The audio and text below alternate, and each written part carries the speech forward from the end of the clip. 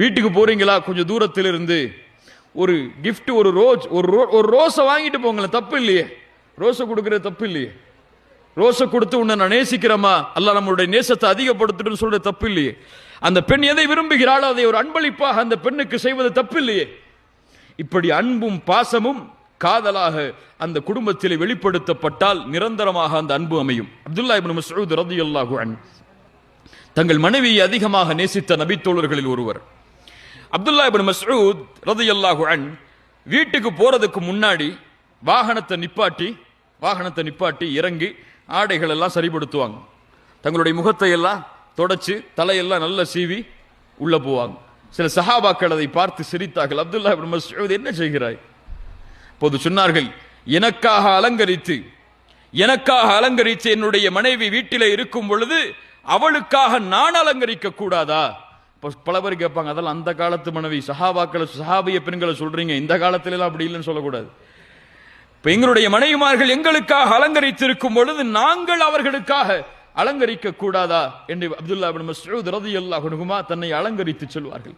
கணவன் மனைவிக்காக அலங்கரிப்பது, மனைவிக்காக கணவன் அலங்கரிப்பது, கணவனுக்காக மனைவி அலங்கரிப்பது, இந்த உறவு மகிழ்ச்சியாக அமையும். இவர்கள் இதை தொடரும் வரை. வீட்டுக்கு போகும்போது இரவுல போடுற ஆடையை கொண்டு வந்து முன்னாடி நிப்பாட்டுனா என்னது? இன்னைக்கு முக்கியமா சொல்லப்படக்கூடிய விஷயம், சொல்ல வேண்டிய விஷயம் என்ன தெரியுமா? கல்யாணமாகி பெண்களுக்கு குறிப்பா சொல்லியாகணும், 2-3 வருஷம் வரைக்கும் தான் தங்களுடைய உடல் அவங்க பாதுகாக்கிறாங்க. உடல் அழக, 2 குழந்தை பிறந்துருச்சா உடல் அப்படியே விட்டுறாங்க. ஆண்களும் தான் கல்யாணம் ஆகிற வரைக்கும் தன்னுடைய உடம்ப ஃபிட்னஸா, பாடியை நல்லா ஷேப்பா வச்சிருக்காங்க, பொண்ணு கிடைக்கணும்னு சொல்லி. இன்னைக்கு அதான ட்ரெண்டு. நல்ல ஃபிட்னஸா இருந்தா நல்ல பொண்ணு கிடைக்கும். அப்படி இருக்கக்கூடிய உறவு 2-3 வருஷத்துக்கு பிறகு அவ்வளவுதான். அவர் தக்பீர் கேட்டா இங்கதான் நிற்கும் தராவிக்கு. சுப்ஹானல்லாஹ். இப்படிப்பட்ட உடல் அமைப்பு மாறுகிறது. இது கணவன் மனைவிக்கு செய்ய வேண்டிய கடமை. அது கணவன் தன்னுடைய உடல் அழகை பாதுகாக்க வேண்டும், மனைவி தன்னுடைய உடல் அழகை பாதுகாக்க வேண்டும்.